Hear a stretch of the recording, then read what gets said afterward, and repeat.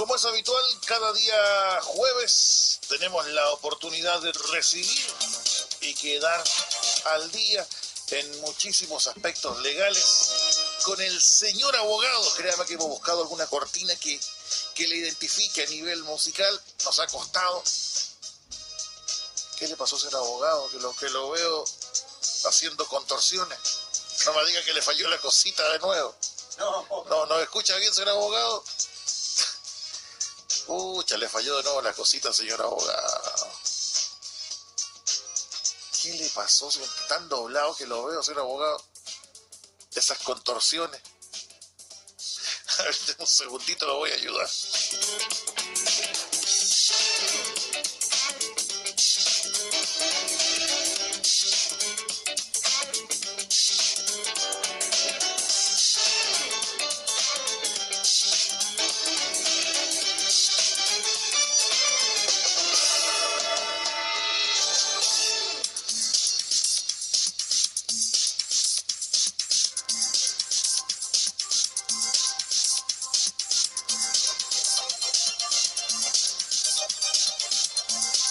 Ahí sí, el señor abogado dejó de hacer la contorsión. ¿Cómo está usted, señor abogado? Bueno, ese gusto de meter el dedo en la cosita, señor abogado. Claro. Y después escucha mal. ¿Cómo está? Buenos días. Buenos días, Leito. Muy bien. Buenos días a usted y a todos los auditores que hace ratito que no nos juntábamos. Bueno, el pasado día jueves, por todo lo que era el tema de post-fiestas patrias, obviamente se entendía el tener la oportunidad de privilegiar el descanso de muchas personas. El descanso, muchas ¿Usted personas. pudo descansar o no? Algo. El día jueves 20. Algo, Leo, porque era hábil igual. Claro. Como día hábil, nosotros igual tenemos que seguir adelante. No para la justicia. Un verdadero apostolado. Así es. La justicia no descansa ni tiene vacaciones. No descansa como los locutores que descansan y tienen tremendas vacaciones. 1-0. Señor abogado, hoy tendremos un tema que genera muchísimas reacciones, un tema que no es indiferente, un tema que a nivel país continúa, no diré polarizando posturas, pero sí obviamente tiene gente que apoya, gente que critica, gente que está a favor, gente que está en contra, y en este caso con altura de miras esperamos tener la oportunidad de compartir con ustedes Así es. los detalles que, reitero, son un tema muy sensible y que cada cual tendrá su punto de vista, pero como este es un espacio que tiene la intención de poder educar, de poder enseñar, Sí. no se puede estar ajeno, y me gustaría que usted presentara el tema en cuestión para el día de hoy. Sí, Leito, efectivamente este es un tema que, como dices tú, es de los temas que siempre son controversiales, porque siempre tenemos en ellos dos posiciones, y posiciones que son bastante extremas. Entonces, bueno, para que la gente no quede con la interrogante, lo que vamos a tratar el día de hoy es la despenalización del aborto en las 3 causales que establece la ley, la cual se produjo hace muy poquito tiempo, ¿ya? Quizás, como lo comentábamos, señor abogado, en Dígame, este caso, señor locutor. En este caso, son de aquellos temas que nos dejan indiferente No, para y que, sin buscarlo, pero son posiciones muy extremas. Sí. O se apoya con todo, o se critica con todo. Así es. O se ama o se odia, en el buen sentido de la palabra, que genera posiciones extremas. Claro. No hay puntos medios. No, para nada. No hay puntos medios acá porque son posiciones, además son posiciones muy valóricas. Sí. Aquí donde va. Y válidas, dependiendo del punto de vista. Es lícito, totalmente lícito. El tema es que nosotros la misión acá es, más allá del tema valórico y lo que puede opinar cualquiera de los auditores, es enseñar lo que hoy día existe, ya, lo cual pasó por un proceso controversial, iglesia, religión, moral, vida, ya, y que definitivamente se transformó en una ley. En este espacio, la práctica es enseñarle a la gente lo que hoy día la ley dice. Y más allá del nacimiento que tuvo. Exactamente, y desde el punto de vista legal van las consultas como también las respuestas de don Luis Cuadra para esta jornada. Por ejemplo, ¿en qué casos específicos se autoriza la realización de un procedimiento médico para la interrupción voluntaria del embarazo? Mira, Leito, la nueva ley establece hoy día 3 situaciones en las cuales se podría interrumpir el embarazo en una mujer, ¿ya? Y específicamente es, primero, si la mujer se encuentra en riesgo vital y la interrupción del embarazo evita un peligro para su vida. ¿Ya? Situación bastante recurrente antes que esta ley estuviera. Porque habían personas las cuales sabíamos que podía estar en riesgo la vida de ella versus la de la nueva criatura. Entonces la ley se puso en ese lugar y lo regula. También en el caso de si el embrión o el feto padece una patología de carácter letal, incompatible con la vida independiente fuera del útero de la madre. También esto fue, y algunas veces incluso hubo bastantes reportajes donde las madres pedían que por favor se autorizara el aborto, ya que ellos sabían que el niño o el feto iba a ser inviable. Ya, porque venía a lo mejor ya desde, tú sabes que desde, no sé, 2, 3 meses el médico ya puede más o menos darse cuenta que el niño va a ser inviable. Tenemos situaciones paranormales aquí. Sí, no, menos mal que no somos un canal de televisión. No lo vamos a comentar en detalle, pero acaba de pasar algo de verdad bien especial. Sigamos nomás, don Luis. Hay cosas paranormales, Leo. ¿Qué pasó? Y no es chiste, de verdad. Va a tener que prender una velita por acá, Leo. Y varias. Ya. Sigamos, don Luis. Bueno, el tercer caso es que el embarazo sea resultado de una violación.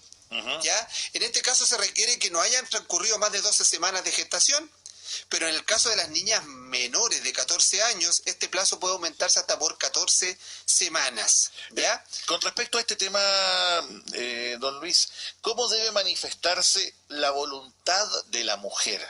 Mira, aquí es bastante importante, Leo, porque acá toma vital importancia la voluntad de la mujer, ¿ya? Y estamos hablando de la voluntad de la mujer, hablando en el tema de concepto de género, ¿ya? No mujer respecto a mayor de 18, menor de 18, no. Como mujer, como género. En el sentido de que la mujer debe manifestar de manera expresa, previa y por escrito su voluntad de interrumpir el embarazo, ¿ya? En este caso, además, la ley, una vez que fue creada, indicaba que se tenía que disponer de algunos medios alternativos de comunicación para que la mujer pudiera prestar su consentimiento en caso de que ella padeciera alguna enfermedad o tuviera alguna discapacidad sensorial, visual o auditiva. En el caso de las personas, por ejemplo, con discapacidad mental, psíquica o intelectual, que no hayan sido declaradas interdictas. Interdictas significa que no hayan sido declaradas inhabilitadas por un tribunal. ¿Ya? Por ejemplo, hoy día tenemos la mujer que, no sé, voy a poner una situación de interdicción, la señora que tiene demencia senil y que ya es abuelita, ella ya no tiene mucha conciencia respecto a lo que está pasando en el día a día y se tiene que declarar incapaz para que su hijo como representante legal pueda hacer algunos trámites por ella. De lo contrario, ella puede que haga algún trámite que le perjudique. Lo mismo pasa con la gente que tiene el problema de la ludopatía. Eres ludópata, te gastas todos tus bienes en el casino, yo podría solicitar que te declaren incapaz para yo administrar tus bienes porque tú te estás haciendo daño. ¿Ya? En este caso, si hay mujeres que son declaradas interdictas o hay incapacitadas, tiene que tomarse la manifestación de la voluntad y de esta manera lo que hacemos es asegurar el derecho a que ella tome una decisión, la cual tiene que ser de manera libre, espontánea y autónoma. La ley aquí lo que más trata de garantizar es que no haya presión de ningún tipo. Cuando hablamos de todo lo que tiene que ver con lo que es esta despenalización del aborto en 3 causales, uno piensa que toda decisión pasa por lo que indique o decida una mujer. Claro. Pero en este caso, ¿hay ocasiones, Luis, en que no se requiera la voluntad expresa de la mujer? Sí, Leito, hay algunas ocasiones. En aquellos casos en que la mujer, por ejemplo, no se encuentre en una situación de poder expresar su voluntad, ni sea posible obtener el consentimiento de su representante legal, porque puede pasar que una mujer esté incapacitada, a lo mejor porque es menor de edad, y va a tener un representante legal, pero resulta que en este caso está incapacitada, no tenemos representante legal, y en este caso no hay nadie que pueda dar la voluntad a nombre de ella. Lo que va a pasar acá es que si hay una incapacidad manifiesta, lo que puede pasar es que de no existir ninguna persona que pueda manifestar su voluntad, podrían adoptarse algunas medidas para poder garantizar la protección de la vida y en este caso podría intervenir un tribunal de familia, el cual podría suplir la voluntad de la mujer en el caso de que ella no pueda manifestarlo. Obviamente teniendo en consideración lo mejor para ella o lo mejor para la criatura. Ok. Ahora, usted hace un instante hablaba del caso de que una persona sea declarada interdicta. Sí. Puntualmente, en este caso, señor abogado, ¿qué pasa si la mujer ha sido declarada interdicta? Si una mujer ha sido declarada interdicta, es decir, está incapacitada, por ejemplo, por un caso de demencia, se tiene que obtener la autorización del representante legal.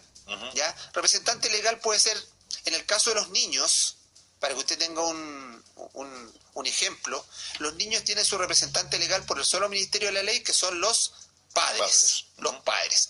Pero resulta que una persona mayor de edad puede que no tenga sus padres y resulta que puede tener un curador o un tutor que haga de representante legal porque la persona está incapacitada, por ejemplo, porque tiene sus facultades mentales perturbadas.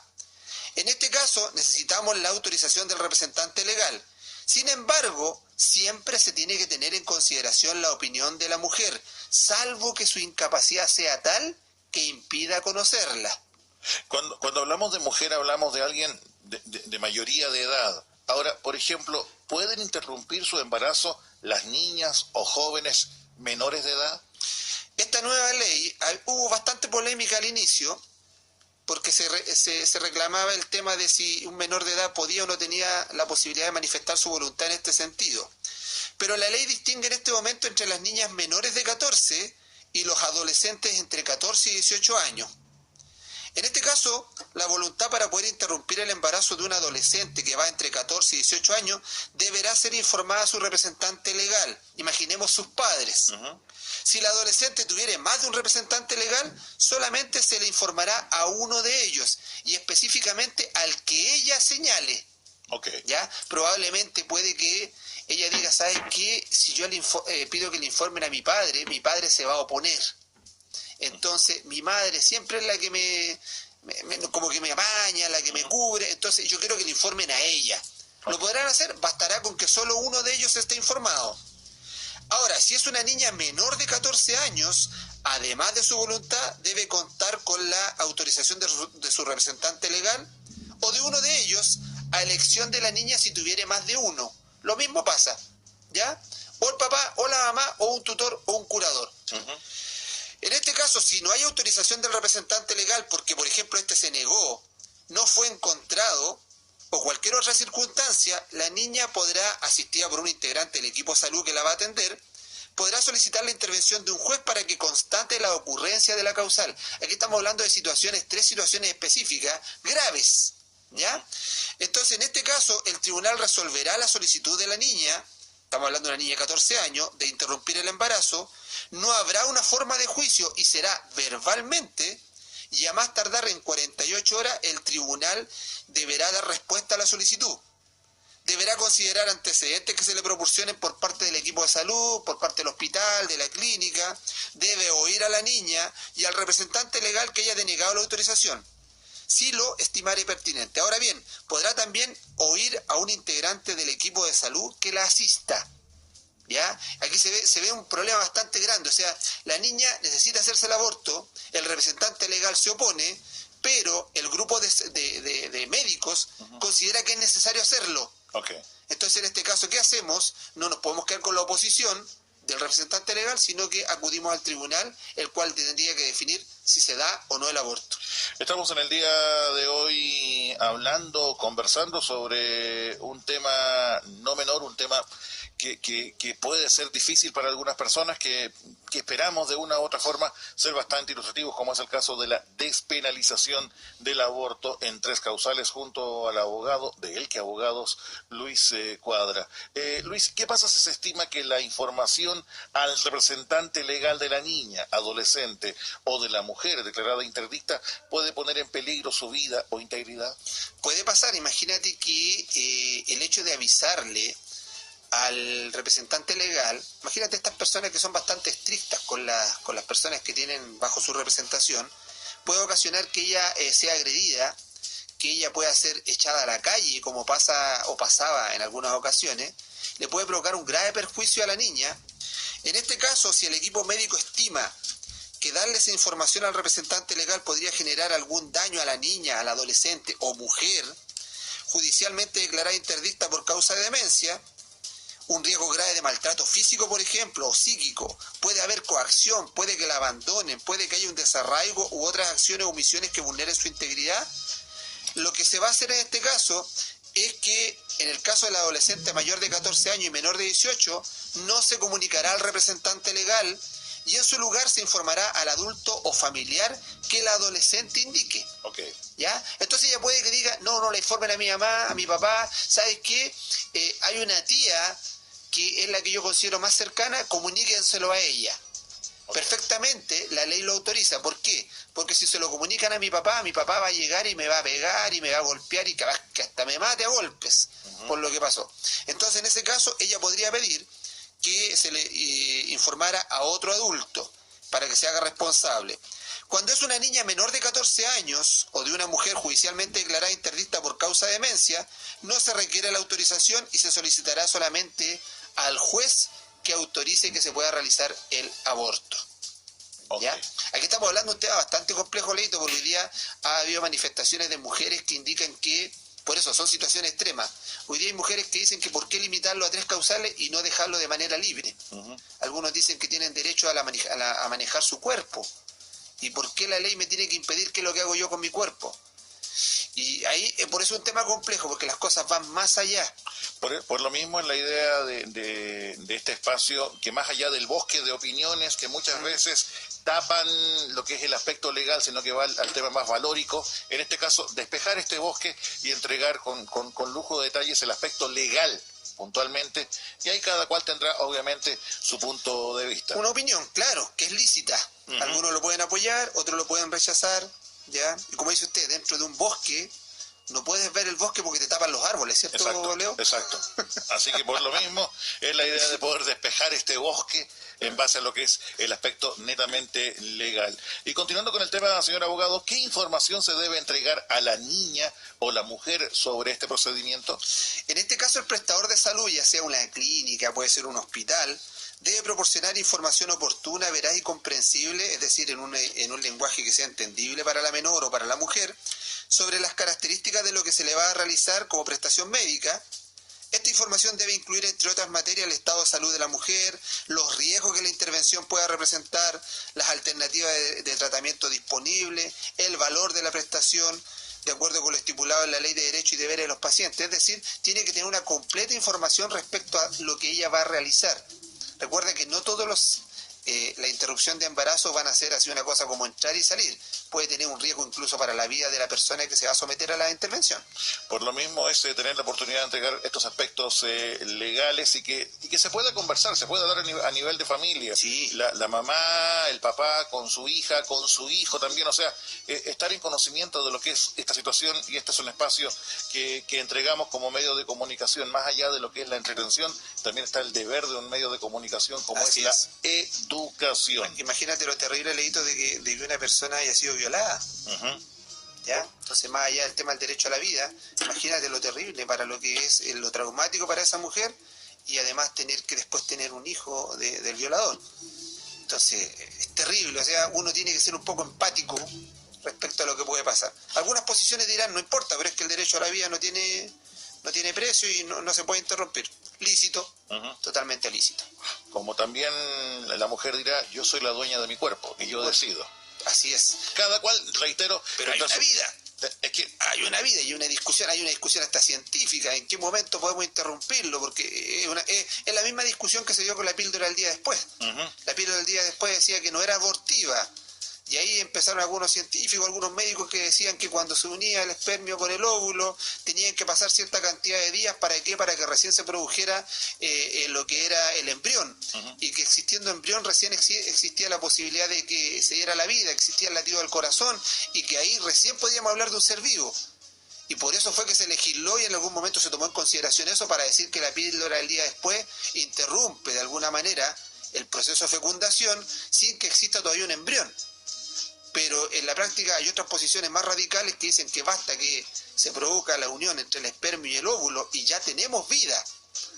Entonces, son temas que apasionan. Son temas bastante extremos, por eso. Son temas que apasionan porque tienen que ver con valores y por lo mismo valores. Está la invitación si usted quiere opinar, quiere entregar a lo mejor un testimonio o lo que usted estime conveniente, en este caso a través de nuestro WhatsApp, el más 569-8844-9167, como también a través de nuestras cuentas de Facebook. Reiteramos, son temas que generan opiniones extremas, que generan posiciones muy extremas, pero que son parte de nuestra vida diaria. Y por lo mismo, como medio de comunicación, más allá de la broma, más allá de la entretención, más allá de la música, creemos también algo muy importante que es la enseñanza. Sí, sería bastante importante lo que tú dices, que alguien opine, que a lo mejor si alguien vivió una experiencia, que nos cuente la experiencia, porque esto será, en este momento, detrás de la radio, hay un montón de personas que quizás están pasando por esto y que quizás están pensando en hacerlo. Entonces, puede que incluso nuestras palabras provoquen un cambio, lo motiven a hacerlo o lo motiven a no hacerlo. Entonces, si alguien cuenta una experiencia que lo hizo y que hoy día cómo se siente, nadie le va a decir nada, sino que nos cuente la experiencia para poder nosotros también aprender. De hecho, estamos hablando acá dos hombres. Sí. Bueno, por parte mía, yo seguro. en el sentido de que no tenemos esa sensibilidad femenina, esa sensibilidad de mujer. Entonces, es más, Leito, disculpa que te interrumpa, está comprobado, y eso es una cuestión científica, que cuando la mujer queda embarazada se activa en su cuerpo una hormona especial que es la hormona de la maternidad y que provoca un sentimiento que el hombre no y nunca vive. Por lo mismo, en la invitación, si usted tiene algún testimonio, una opinión, con toda confianza, y acá obviamente se guarda el nombre. Continuando con lo que es este tema del día de hoy, en este caso, ¿qué otra información se debe entregar a la mujer a la que se le practicará la interrupción del embarazo?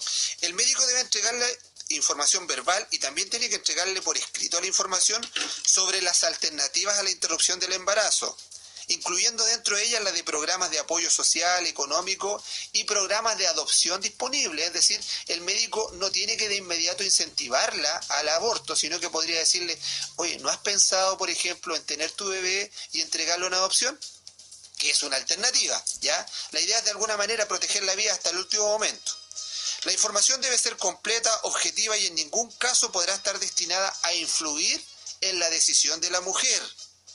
Además, en este caso, ya sea la clínica, el hospital, deberá asegurarse de que la mujer comprende todas las alternativas que tiene el procedimiento de interrupción del embarazo y antes de que éste se lleve a cabo y de que no sufra ninguna coacción de ningún tipo en parte de su decisión. Dentro de todo este concepto, Luis, está el programa de acompañamiento. ¿Nos podrías explicar en qué consiste este programa de acompañamiento? Lo que pasa es que la nueva ley se pone en el caso de que una situación de aborto es una situación bastante difícil, ¿ya?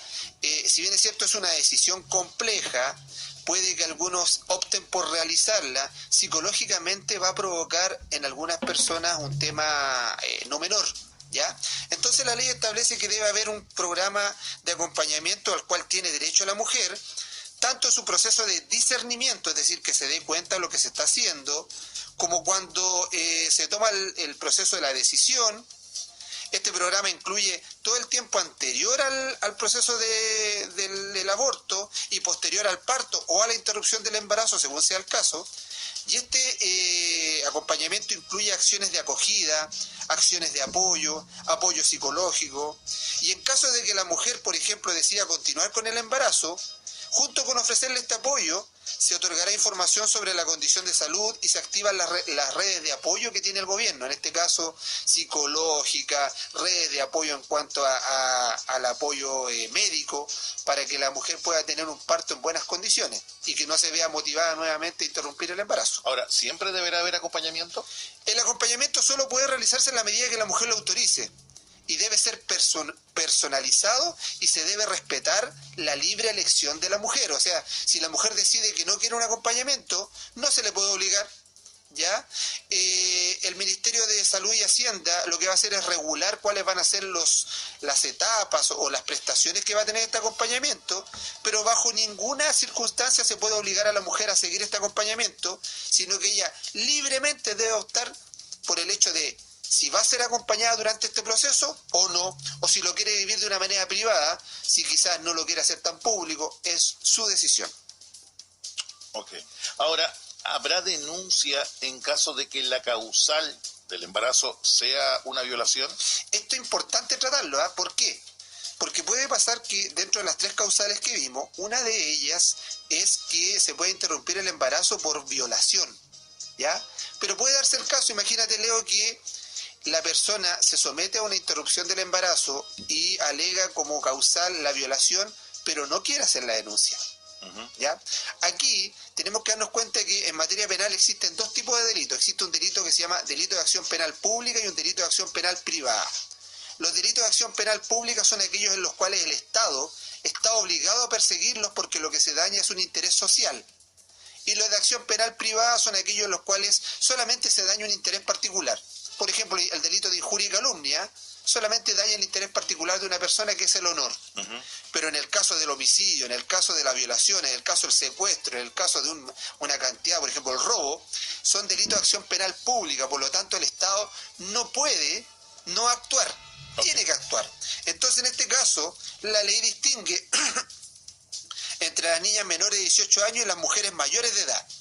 En los casos en que la solicitante sea una niña o adolescente menor de 18 años, los jefes de establecimiento hospitalario o las clínicas particulares en que se solicite la interrupción del embarazo procederán de oficio, es decir, ellos tienen que de inmediato, conforme a lo que establece el Código Penal y el Código Procesal Penal, informar del delito de violación.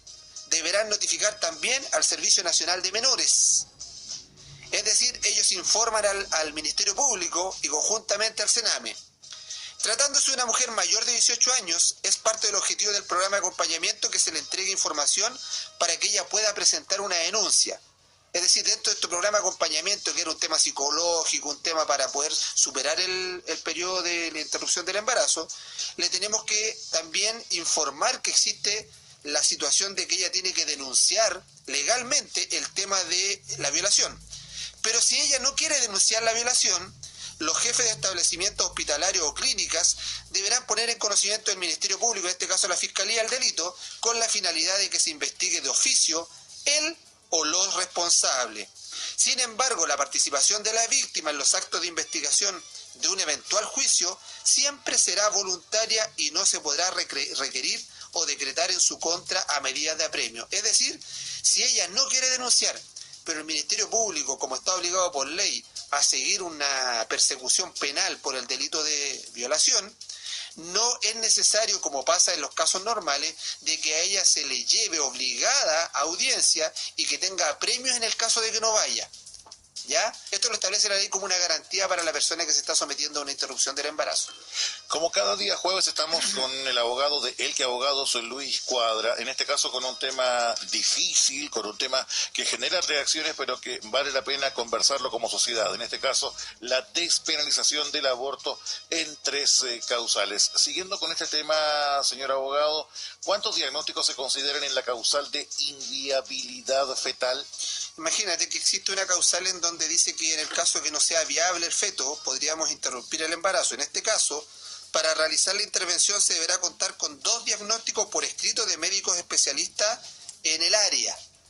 Y con eso nosotros podríamos utilizar la causal número 2, que es la que te nombré, inviabilidad del feto. Uno, cuando ha escuchado sobre esta ley, ha escuchado el concepto objeción de conciencia. ¿Nos podría explicar a grosso modo qué es, pero también cómo opera la objeción de conciencia? Mira, esto es algo que incluyó la ley de aborto, y en la práctica lo que tiene como objetivo es que el médico cirujano pueda abstenerse de realizar la interrupción del embarazo cuando hubiese manifestado su objeción de conciencia al director del establecimiento de salud en forma escrita y previa. Es decir, que él diga, ¿sabes qué? No está dentro de lo que yo voy a realizar el interrumpir el embarazo por una cuestión de principios, de valores o religiosos. ¿Ya? Entonces, si el profesional que ha manifestado objeción de conciencia es requerido para interrumpir un embarazo, tendrá la obligación de informar enseguida al director del establecimiento de salud de su posición.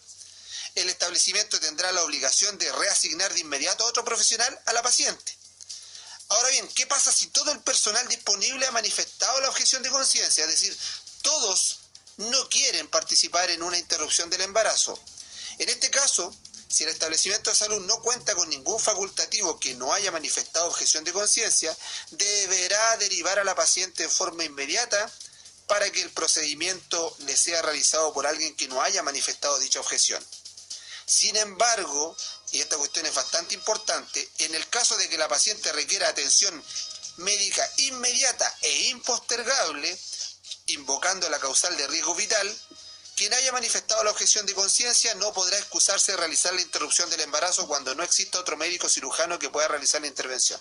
Es decir, existe la posibilidad de que yo, como médico, diga no voy a realizar la interrupción del embarazo porque va contra mis valores, incluso va contra uno de los juramentos que yo hice, que es proteger la vida, y me niego a hacerlo. Totalmente lícito, la ley lo faculta, él tiene que decirlo de manera expresa y tiene que indicarlo al director del establecimiento hospitalario.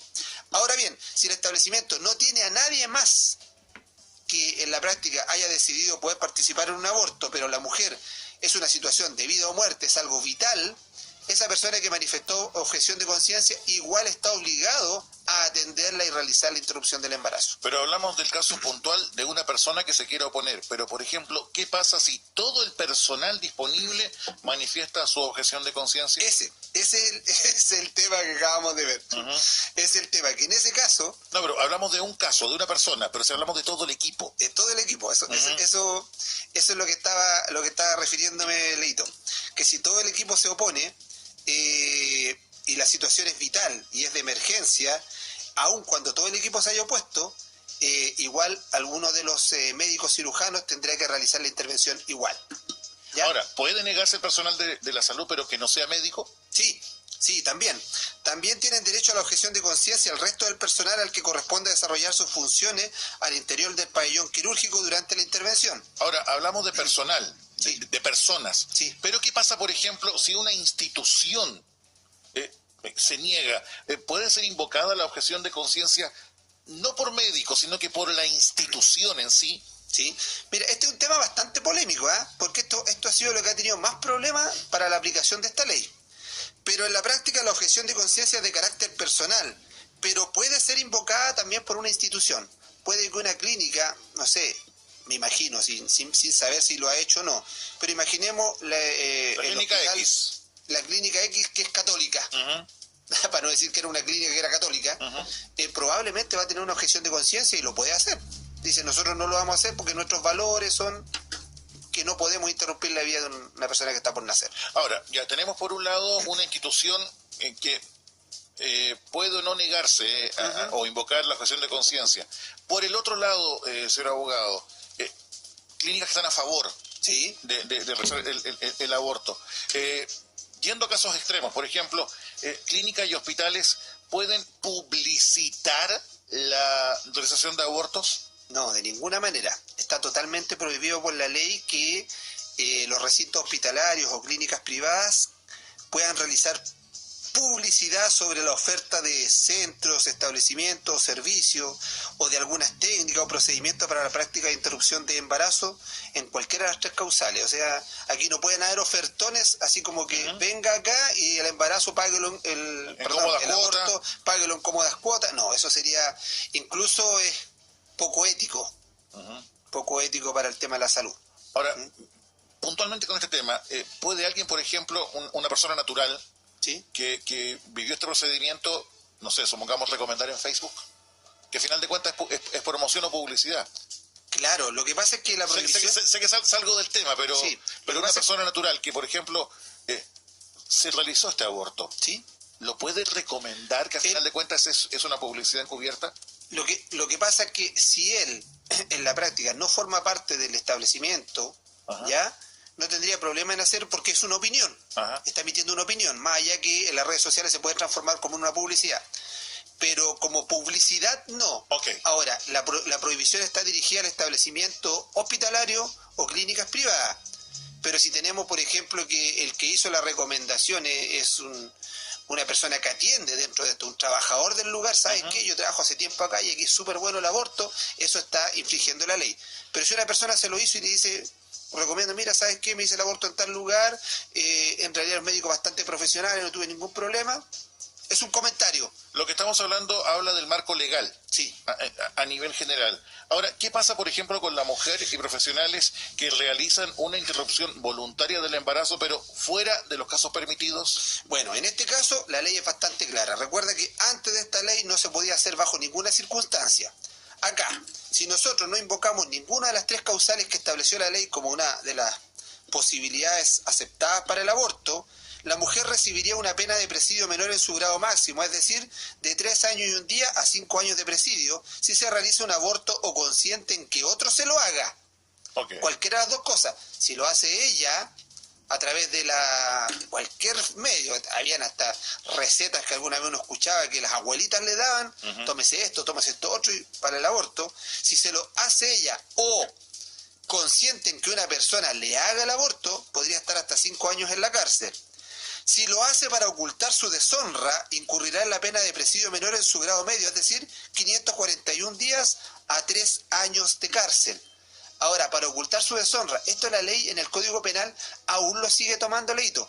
Por ejemplo, tú sabes hoy día que el infanticidio es una situación en donde la mujer, a horas de que el niño haya nacido, lo mata y tiene una pena mucho menor que si lo matara después de pasar varios días. Donde comete parricidio. ¿Por qué? Porque el Código Penal se pone en la situación de hace muchos años atrás, en donde el embarazo en una mujer que estaba soltera, ¿ya? O que de alguna manera no lo había hecho de la manera como tradicionalmente se pedía en la sociedad antigua, tenía un rechazo público. Y ese rechazo público era tan fuerte. Las mujeres no podían tener hijos solteras, no podían tener hijos en cierta edad. Era tan fuerte ese rechazo que la ley se puso en ese lugar y de alguna manera atenuó la responsabilidad porque le encontró que existía una presión social tan grande que provocaba que ella pudiera interrumpir la vida de una persona.